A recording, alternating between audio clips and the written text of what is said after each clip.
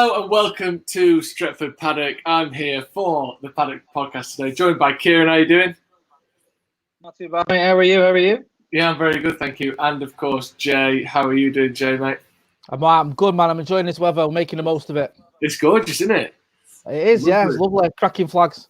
I know, great time to be indoors. Anyway, we're going to be talking about this recent news coming from David Ornstein in the last hour or so, talking about this mysterious striker that United have been after.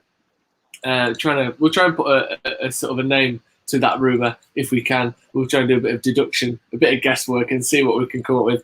And also this suggestion that maybe Grealish has been put on the back burner a little bit, again coming from this David Ornstein quotes that we've seen coming out in the last hour or so. I'll start with you, Ciaran. First of all, we'll test your internet, because Kieran's internet is, I don't know what you're doing. It's dial-up, it's something, it's very old, it's 2 meg. We're stealing next door. The Ethernet cable's going literally out the window through their letterbox and stealing their internet. That's why it's on. Yeah, it's a vape shop next door that does like internet cafe stuff as well, and you're nicking that. What do you think to this? What is it? Mystery striker that we've been rumoured about? Yeah. Well, I did some digging on this because I thought to myself, well, unknown striker. I said, well, I wonder who we could be linked with. And then I did some digging. Of all the strikers we've been linked with, so maybe you can narrow this down yourselves. Every striker we've been linked with since Ollie took over. I'll take a deep breath. We have Erling Haaland, Timo Werner, Moussa Dembele, Usain Edouard, Raul Jimenez, Mauro Icardi, Paco Alcacer, Edson Cavani, Luka Jovic. We've got Christoph Piatek, Islam Slimani, Carlos Tevez, Alfredo Morelos, John Kevin Augustine. I could name more. We've got bloody Solomon Rondon. We've got Josh King. So yeah, as you can imagine, this unknown striker is going to take some genius to crack who they're talking about. I forgot about those Solomon Rondon, Josh King days for a minute there. The Tevez one was bad enough. Oh, yeah, the Tevez one was pretty bad as well. Before we carry on, just 1 second. Juan Martinez is a new member. Thank you very much for joining, Juan. We're going to be putting out our first members podcast this evening, so you can check that out at about 8 o'clock. Hopefully that should be going up. We're recording it at 7.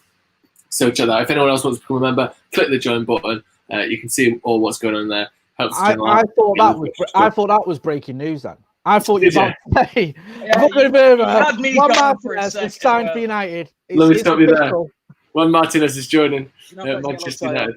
He's signed for Stretford Paddock. Ross Murphy, I joined Paddock yesterday. Thank you very much, Ross. Yes, I noticed that you weren't a member before, actually. Not that I thought you should be, but I just noticed. So thank you very much for joining as well, Ross. Big shout out to Ross Murphy, who's in here for a lot of the videos. So cheers for that, mate. So Jay, go on, give us your little opinion on that. You've heard this extensive list, this vast catalogue of options. What do you think Ornstein means here? Well, I'm hoping, and this may sound crackers, but I'm going to say it anyway. I'm hoping it's not Harry Kane. Because if it is Harry Kane, I think that's our budget. I don't think we necessarily need Harry Kane. I know that sounds daft because he scores so many goals, but he's 28. He's becoming a little bit injury prone. His sort of appearances are still quite good, but he did pick up a knock last season, and again this season I think he's had a knock as well. So he's not always been fit recently. And I think if we did go out and get him, there's this ridiculous quote of 200 million quid. I don't think it'd be that much, but it probably would be our transfer budget for the summer. And I don't really think we need to be doing that. I think it could sort of be more trouble than it's worth. So I'm hoping it's not him. Out of the ones that Ciaran mentioned there, I know he's been linked with a few clubs, but Timo Werner seems one that keeps getting mentioned, and it is doable. The only problem is Chelsea, and I think the Scousers are in for him as well. But it's this whole sort of mystery thing that I don't get, because United can't keep anything a secret. United sort of drag out our transfer dealings. We paid top whack. We dragged out the Bruno one for 18 months.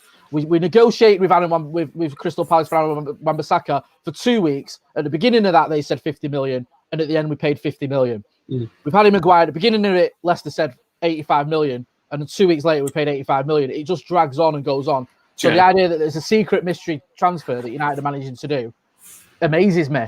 So yeah, I'd love to see who it is if it's one that we've not already mentioned. You talk about the 50 million. They want 50 million, and 2 weeks later we pay 50 million. 85 million, and a month later we pay 85 million. What you're forgetting is sometimes it's just nice to have a chat. Do you know what I mean? Like Ed Woodward just likes having a chat with Leicester, having a chat with Crystal Palace. It's nice. We all miss that. Yeah, they've got lovely restaurants. Got no friends. That's how he gets in contact. He rings people up. Yeah, exactly. Max Ketley, another new member. So thank you very much again, Max. Oh, Max. Very kind of you. And I think we may also have here a super chat from Juan Martinez. Stay safe, boys. All the best from Vancouver Island, British Columbia, Canada. There you go, mate. Thank you very much. The longest coastline in the world, Canada has. Look, Matt, on a quiz that we've been doing in Iceland. On a quiz, yes. Yeah. Yeah, I'm on a quiz as well. So much knowledge. So much knowledge. Sorry to keep cutting everyone's quote short here. Let's just go over this quote in a little bit more detail, or let's just have a look specifically. For those of you who haven't seen it, for those of you who don't know who David Ornstein is, where did he used to work before? Was it The Athletic? BBC. Was it BBC? Yeah, he made his name, didn't he, by covering Arsenal. But he was so on the ball with everything he did about Arsenal that Arsenal fans worshipped him the same way that United fans rate Craig Norwood. Yeah, everyone was raving about Ornstein because he was always the first, and he was always that accurate. So he sort of took that reputation with him to the Athletic. So when you say, if you'd have just said, "Oh, it's being reported in the Mail" or whatever, I'd have thought, whatever. But because you say Ornstein, you sort of think maybe there's something in it. Yeah, and what he said specifically, he said, Man United were preparing an offer for an unknown striker before the government lockdown. The idea was if he signed, Ighalo would return to China. Just for those of you who haven't actually seen the quote that we're talking about here. And it is a strange one, isn't it? It's weird that unknown striker. Do you think that he? I asked you about this, Ciaran. Obviously, you do journalism at a university, and you've got more experience than me in terms of journalism. Do you think when he says unknown striker, do you think he has a name in his head or a suggestion of who that is, or do you think he genuinely doesn't know, or do you think he's just sort of trying to hold his sources, hold a bit of the information back so that he's not letting too much go with that? It almost seems so vague, the statement he's put out, that it can't be wrong. I mean, United after an it almost spells like United after player, which just seems obvious. I would agree to an extent that there's probably a hunt for a striker, and I have a feeling with all this going on that it won't be Odion Ighalo. I think they probably may think that Ighalo's honeymoon period may be over. I don't know, to be honest. I mean, you'd almost think there's a little bit of truth to it, but just the fact that everything that's going on at the moment, it's hard to think that anyone's kind of dealing with football matters and that anything can be done. Just echoing on what Jay said there, I'd be interested. Even question for Jay as well. You said that spoke all our wedge on the Harry Kane move. Do you think that a move for someone like Harry Kane is dependent on whether, and I know we keep talking about him, but Paul Pogba coming or going, is that going to play? I think a big role in how we deal this summer and playing it. Yeah, sorry, go on. No, sorry, I didn't mean to jump the gun. No, I think you're right because in theory, Paul Pogba goes out the door for 130, 140 million. Harry Kane comes in for something similar, and then you've still got some money left over to buy a Jack Grealish or a James Maddison or a whoever.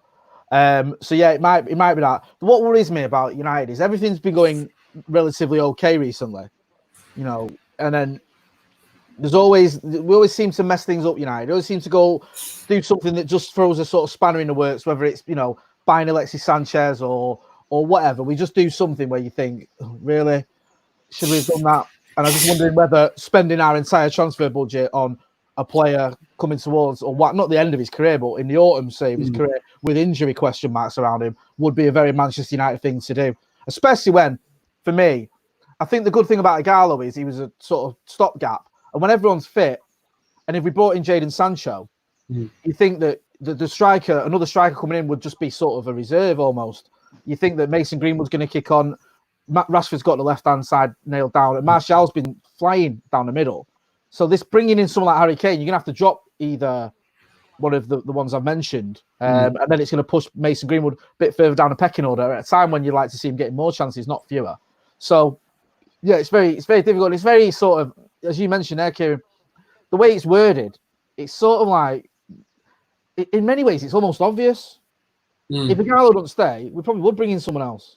Yeah, it's if he said, "Oh, if Ighalo leaves United, we'll get another striker," you think, well, that's obvious. But if you say, if United get a new striker, Ighalo will have to leave, that's kind of putting the emphasis on the signing rather than on us losing a player. So it's essentially saying the same thing, but instead you're making it be exciting because it sounds like United are trying to get rid of Ighalo for this new unnamed player. But of course, we're looking at other options. It's always like that guy. Have you got that guy in your group chat that always does this?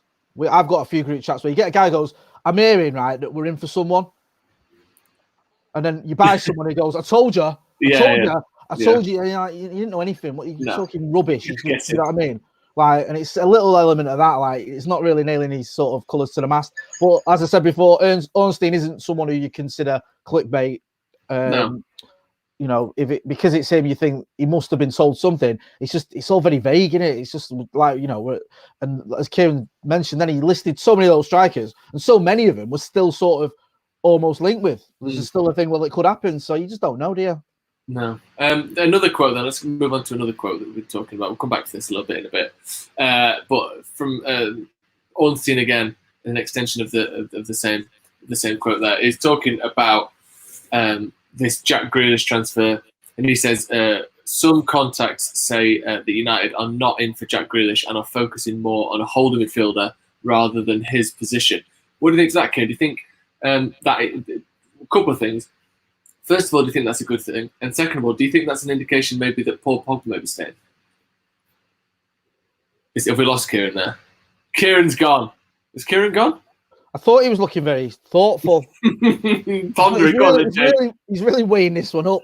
Your thoughts on that then, Jay? Listen, it all depends. If this holding midfielder is Thomas Partey, if that's who everyone's sort of we're thinking about, I'm all for that. I think he's a phenomenal player. And I've said it on, I can't remember, I've been doing that many podcasts later. I can't remember it was you, Joel, with Howson. I said that's a bit of a game changer for me, that. I think that's where you're sort of saying, you make that signing and maybe Jadon Sancho, and maybe you start looking at a bit more than just going into the top four. I'm not saying we're going to win the title or anything before people get excited, but you start looking at a title challenge. You're not that far off it. Do you know what I mean? When you start buying players of that ilk alongside some of the players that we've got and are developing, and the fact that Bruno's come in as well. So if that is the case, if you used to say to me, we're not going to get Jack Grealish, we're going to get Thomas Partey, I'd probably be all right with that. But it depends, doesn't it? And the thing I always worry about this is, for starters, I don't like the idea of two holding midfielders. I just want one. I've been said this to you so many times. I'd love to see Bruno and Pogba, or Bruno and another attacking midfielder, whether that's James Maddison or Grealish or whoever. So if we do bring in a defensive midfielder and we're going to have two defensive midfielders, for me, it's a bit of a step backwards. Unless, like I said, it's someone like Thomas Partey. And also, I think Ollie really rates Fred and McTominay, and even Matic.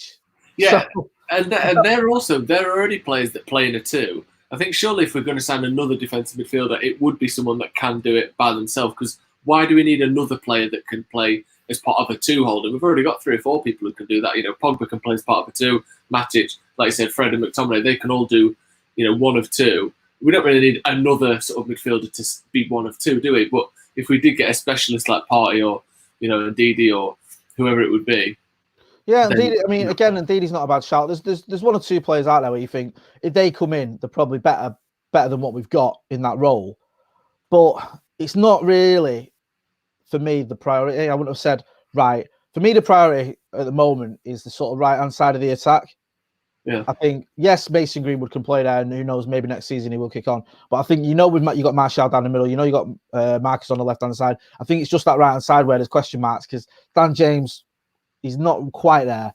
And like I said, Mason is probably a season away from being first team, if not a little bit longer. So, I don't know, it seems a bit odd to me that would be the case, and especially when we've been so heavily linked with Jack Grealish. This has been going on for so long. It seems doable as well. Villa are pretty much, they're not doomed. Even if they stay up, though, I think you can still get it. They're struggling, aren't they? Yeah. So it just seems odd that all of a sudden it's like a bit of a change in tacts, because we've been linked with Maddison, been linked with Grealish, been linked with Sancho, all these, at least 2 of those moves quite heavily. And now it's all of a sudden, actually, we're in for a mystery striker that no one's mentioned, and we're going to go for a defensive midfielder. Maybe it stinks a little bit of people maybe running out of things to write about, needing that click. I don't know. Yeah, it has got a little bit of that, hasn't it? They're both sort of pretty nondescript, there's not putting too much on the line with either of those quotes. It sounds exciting without actually having to say that much, really, doesn't it?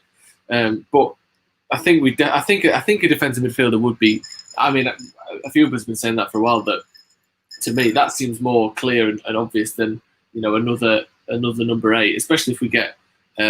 If Paul Pogba stays, then definitely. I think if he leaves, then we need to replace him and then get another defensive midfielder personally. Yeah, I mean, you just don't want to see us do sideways moves, and in the summer, Pogba goes and we bring in someone to replace him, or another midfielder who's maybe not quite as good, although you probably get more games out of him than you've got of Pogba recently. You want to see us improve, especially when, I don't want to keep bringing it up, but we're 37 points behind the Scousers. We have to look at that and ask ourselves why and what can we do to address it. And going sideways ain't going to address it. We need to be making signings that improve not just the squad but the team. That 11 needs to be stronger. And I think part of the problem we've got is actually the 11 isn't that bad. It's when you get 1 or 2 injuries that you're relying on the likes of Andreas Pereira and Jesse Lingard that the problems start. So you need those sort of world-class players or players that have potential to become world-class. And that's what we should be looking at, not sort of making these moves where we lose a player that on his day is world class and we bring in someone that isn't quite as good. That's what worries me a little bit. I think that for all Paul Pogba's faults, which he has got a few, he is a very, very good player on his day. He is our best player, and when everyone in our squad is playing at their best, I think he's the best player there. Maybe sort of Marcus just behind him and Martial around there as well. But yeah, Paul Pogba's is the best thing. Ciaran, are you there? Can you hear us? I can hear you. Can you hear me? No video. I can, yeah. We turn all the lights off or what? There we go. I've run out of things to say. I blame the vape shop. I blame the vape shop next door. They've cut the Wi-Fi. We've got some lads standing on the route right now, just waving stuff about. I think they've restarted the router. Put all the vapes into the router dock. Someone says, "Are you on the sauce today?" Try turning it off and on again. That's what I did. No, it's iced coffee here. You're so woke. Is that woke? It was just cold coffee that was left over from this morning, so I thought rather than throw it away, put ice in it. Hey, you cockney with your fancy ways. What do you drink? I've seen you drink coffee. I've made you a coffee before at the office. Yeah, but the way you said it, you said iced coffee, like a frappuccino type drink. No, this is just cold coffee. This is a cold coffee. That's not what you said. You said an iced coffee. Yeah. Well, this is coffee with icing. What would you call it? Yeah, that's what I mean. That's it's a bit. I don't know. Do you know what I mean? It's sort of thing that people that have that with avocado and toast, you're one of them, aren't you? Yeah, maybe, yeah. Do you drink coffee, Ciaran? No, I tell you why, and I'm glad you mentioned this, Joe, because this is a hotly debated topic in my house. Coffee is just, it's worse taste than Red Bull. Red Bull is more practical than coffee, because I don't know how you lot drink it. Do you not think it's like the most richest, just the smell of coffee? It just reminds me of a break room. I don't know why that, Yeah. What do you drink, Kid? Don't do it. What do you drink? Well, in the morning, an iced cup of tea or a glass of milk. A glass of green top milk now. Even a pint. You know what I mean? I'm a big milk drinker. I'm a big milk advocate now. Just straight up green top milk. Hey. I like I say now. Pint of milk, please. Hey, drink tea. You're so Brexit. Pint of milk. Classic British milk at the pub. Man. Everything. Milk with a bit of ice, please, barkeep. That's what you're asking for, isn't it? And, I do like tea. I don't mind tea, but coffee's just got more. Go on. I'm rambling a bit more. Fights back a little bit more and gives you a bit more to go at. Have you seen some of the coffee that Joe's brought into the office, Jade? Like the Albanian hand-picked 50 quid bean bag that he brings in, and it's like from the trees of Guadeloupe. Well, it would be Albania, would it? It's got to be on the equator for starters. Albania. Have you ever seen Pulp Fiction? I actually haven't, Oh, do you know what? Have you seen it, Ciaran? Hello? He's gone.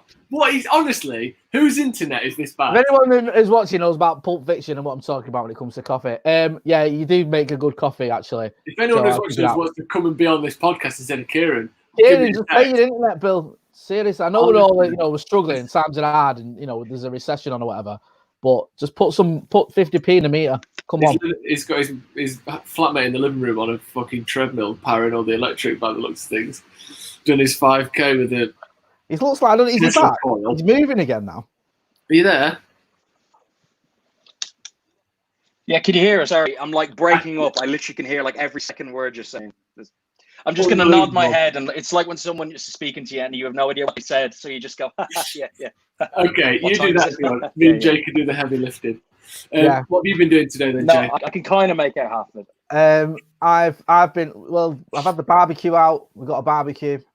Nice. And the paddling pool, got the paddling pool out. So I'm quite fortunate. I've not got a big garden, I've got a small garden, but I've got 3 kids, so I'm very relieved I've got any form of garden, because otherwise it'd been an absolute nightmare. So it's been all right, yeah. And like, I've sort of switched off a little bit from the transfer rumours, because I think they're getting like a bit regurgitated. I know that might be the wrong thing to say on a podcast.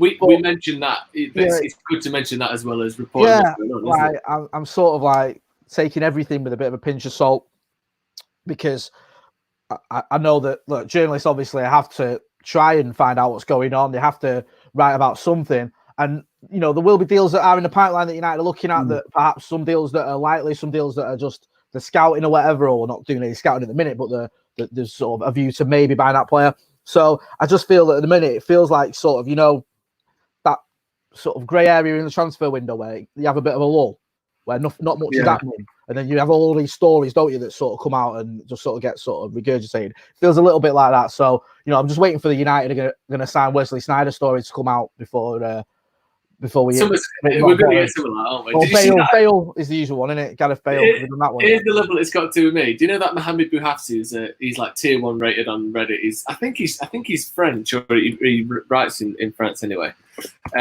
Someone asked him on Twitter. This is honestly where I've got to with transfers. So just say, Oliver Edwards just said, "Do big gardens exist in Earlham?" Yes, they do, Oliver. Do you live in Earlham? Yeah. How does he know? Oliver Edwards done his homework now. I do mention it now and again, but not very often. Just in case someone works out whereabouts in Earlham and comes to me door. Yeah, exactly. So this Mohamed Bouhafsi is a sort of TV journalist in France, and he's highly rated on Reddit and all that kind of thing. And someone asked him on Twitter today, they said, anything United related? And he replied with the sunglasses emoji and then a gif of Jadon Sancho. So... Oh, well, that is as good as a picture of Jadon Sancho. He might as well be holding the shirt. That's what I mean. I'm going to actually get a shirt printed with Sancho on the back, number 7. You don't see him holding the scarf as much anymore, do you? I know, yeah. Do you remember like when you think of United player holding the scarf, who do you think of? Van Nistelrooy for me. Is it? Oh, you're showing your age now. I think of Eric. I think of Eric or Keno, actually. I'm not sure. It's them two who always spring to mind. I know they did the shirt as well, but they did the scarf as well. I always just think of him stood there, Van Nistelrooy stood there like that with a scarf over his head, wearing that suit. That was one of the happiest days of my life when Van Nistelrooy signed. He's one of my favourites ever. Do you know my favourite signing for like the wow factor? I can't believe we've got him. This is amazing. This is going to change everything. Can I have a think? You can. You might know this because you know me quite well now. You know my sort of. Oh, well, don't say that because now you're putting pressure on me. If I get this wrong, it's like I don't even know. We've become almost like best friends now, so I'd be very disappointed if you didn't get it.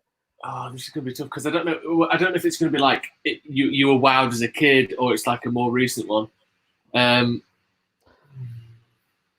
don't know. Let me take a guess. You just said Cantona, so I'm guessing it's not him. Veron? Close, but no cigar. You're not that far off in terms of the era. It was actually Andy Cole. Oh, was it? Yeah. Because just to put this in context, because some people, like for me, Andy Cole's very underrated, and I might sound crackers, but when we have these conversations about Premier League all-time strikers, people say Shearer, they say Aguero and Suarez and people like that, or Rooney, which is fair enough. But Andy Cole rarely gets mentioned yet. I think he's the second ever highest top scorer in the Premier League. 210 goals, I think he's got. Yeah, exactly. And there's a reason behind that.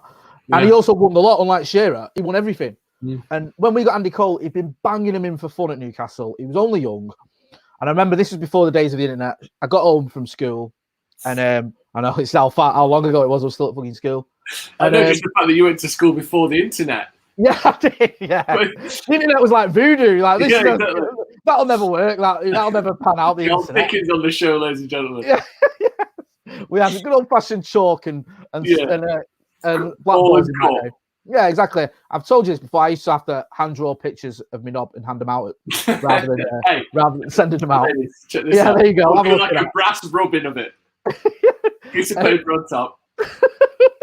But yeah, I got over at school, and it was like this bad. The evening news had dropped through the door back when it was more than just a comic book that it is now, and it was just on the obviously on the, I think it was on the front and back page, like Andy Cole joins United for, and what the crazy thing about it was that the deal was like 6 million plus Keith Gillespie going the other way. Now, Gillespie was an okay winger, but he wasn't like Ryan Giggs. And then you had obviously Kevin Keegan on the steps of St. James, getting hammered by Newcastle fans. Like, what are you doing? We're not a selling club. And he was like, it's my decision, trust me, sort of thing. And then again, show me age, went on teletext to get the sort of the ins and outs. But I just couldn't believe it. That was a player that had been banging in, like, I think he scored 40 goals the previous season for Newcastle. So that's like, I don't know what you compare it with now. I don't even think you can really. Because why did you sell him? I think Keegan had a long-term plan that he rated Keith Gillespie probably higher than Keith Gillespie actually was. Yeah. He wanted Shearer as well, and he didn't think they could play together long-term. And I think they'd had a little bit of aggy between them.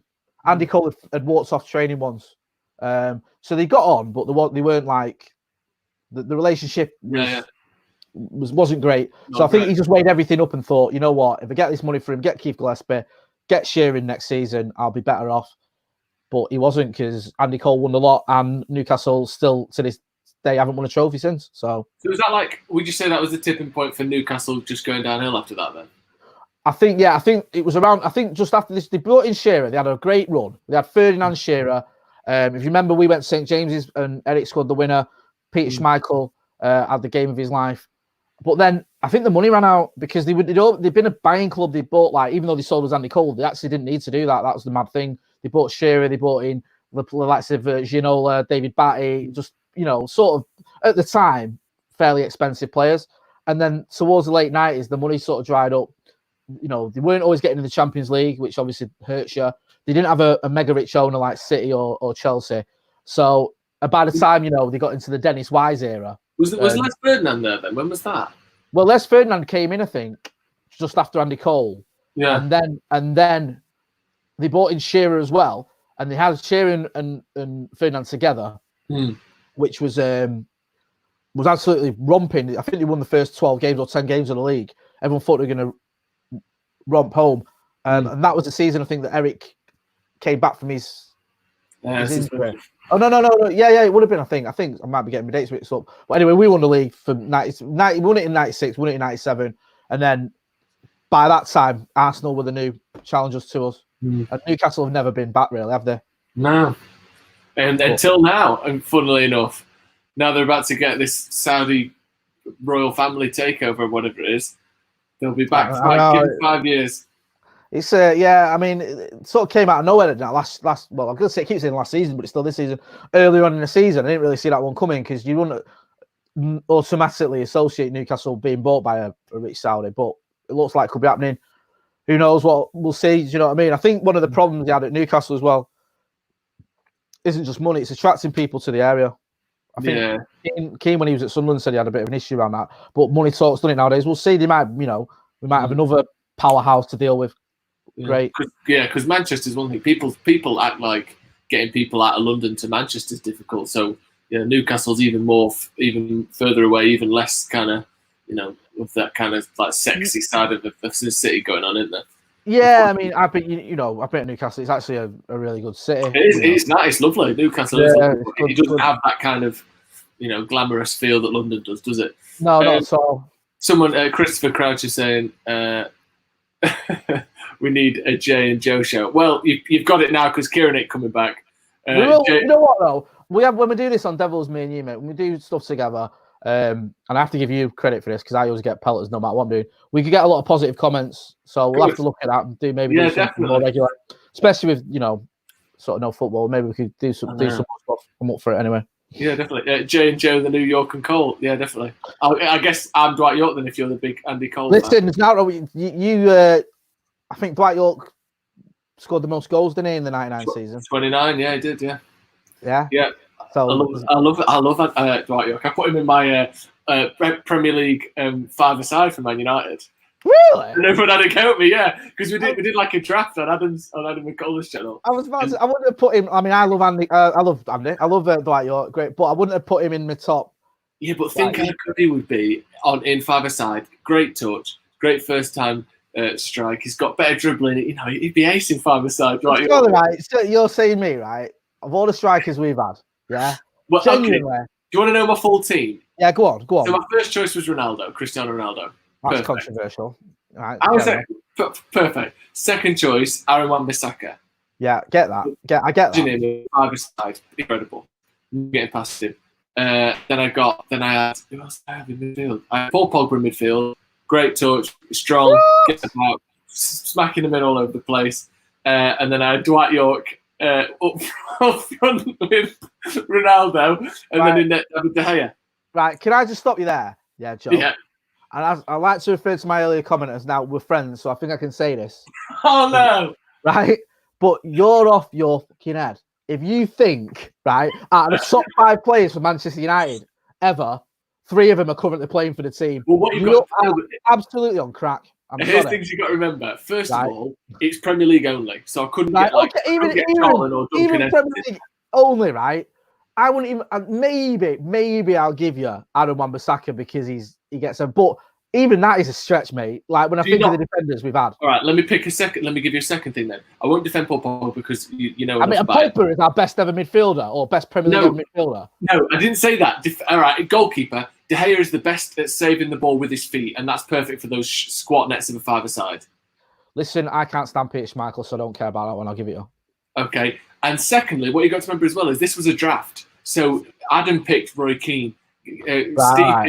Steve picked Paul Scholes. So, at this point, I'm scrambling. Scholes. Did anyone have Beckham? No one put Beckham in. It's hard to get those crosses in a five-a-side pitch, though, isn't it? That's the point, yeah. I suppose that's fair. Did anyone have Rooney? Yeah, Steve got Rooney in. You know, it was a good one for five-a-side, but no one will probably pick him because of what he did. Tevez. Yeah. Yeah, he'd be fucking sick. He'd be minute five-a-side. Yeah. Because he's that low center of gravity. Just, you know what I mean? He's got that bit of bite about him as well. Get stuck in. Yeah. Great touch. Yeah. But like you say, people would rather probably gouge their eyes out and pick Carlos Tevez for a five-a-side team. If you don't like Peter Schmeichel, there's a lot of reasons Carlos Tevez. To know what though? At least Carlos Tevez didn't cartwheel in front of us when they beat us. I'll give him that one. Yeah, that's another story. Let's not go down this rabbit hole. End up getting. Okay. What you got planned for the rest of the week then, Jay? Thursday now. What do you do on your weekends? Have you got like a drinking schedule? Are you like, right, I'm only drinking at the weekend? You know me. I'm almost God of course. Sober, so I'm not. I think if I started drinking now, this would be an absolute disaster. And anyone that knows my issue. What about chocolate at the weekends then? Mate, I'm loving the chocolate. I'm actually loving my food. Not getting into it. I was already into it. So yeah, loving food. Just like I say, just getting to know these people that live in my house. Otherwise, knowing my family. It's hard, isn't it? It's and they're not as good as you thought they might be. That's what I've found. They're not as interesting as I thought. Yeah, I've always liked it when they have that mysterious distance. Yeah, I've always raved about them, and then I think maybe I've overestimated them a little bit. Maybe they're not quite as good as I said. Yeah. But, so it's been all right. And do you know what? Like, I don't want to get up with it, but I've actually. This sounds insane, but it's my reality. I've been sort of during the evening getting ready for the Trump madness at sort of 11 o'clock. Tweeting about him. Because you're a big fan of Donald Trump, aren't you? As far as I want to put a disclaimer on it. I don't like what he does in terms of his policies and his attitude. I just think as an entertainment, his press conferences are very funny. Where do you watch them? Because I always see you tweeting like, this guy's a clown, don't know what he's doing about, and I'm like, where's he even find this? If you go on YouTube, mate, it's I don't know if you've heard of YouTube. It's this thing on the internet, isn't it? You get your modem, connect your modem, dial up. YouTube magazine, I think, isn't it? It's always streamed on. Everyone streams it because it's gold. You can usually catch him arguing with journalists and threatening. We normally like plugging other shows on the channel. It's like tonight, watch Donald Trump's national address. It's unbelievable. That's the thing. You watch it and you're like, this can't be happening. Is he actually saying, like, he doesn't know what is going on? You don't even know what the rules are to his presidency. You don't know what he can do. I love it when he gets these experts in and then they go off the podium and he corrects everything they said to sound more like good stuff. Him like, when she said this, what she actually meant was that we're doing the best we can, and she stood about that. The best one was the other night. he said, I've got complete power. I can do what I want. Oh.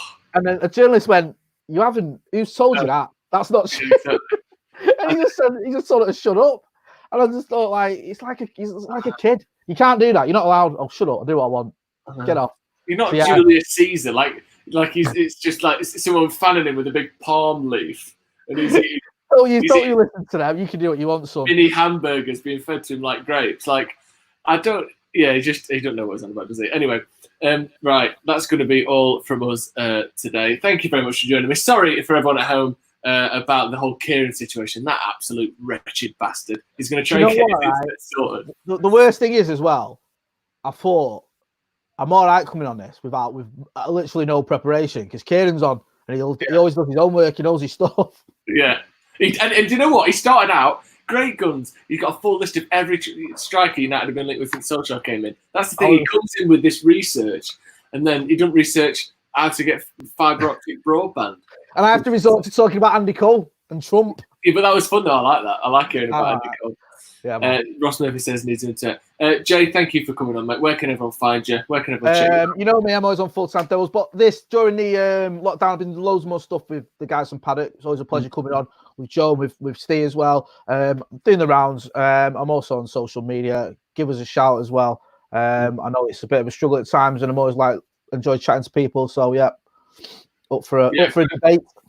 Very good, and we should talk more about getting some sort of show, me and you going as well, so we can bring this to the people weekly. Give the people what they want. Yeah, definitely.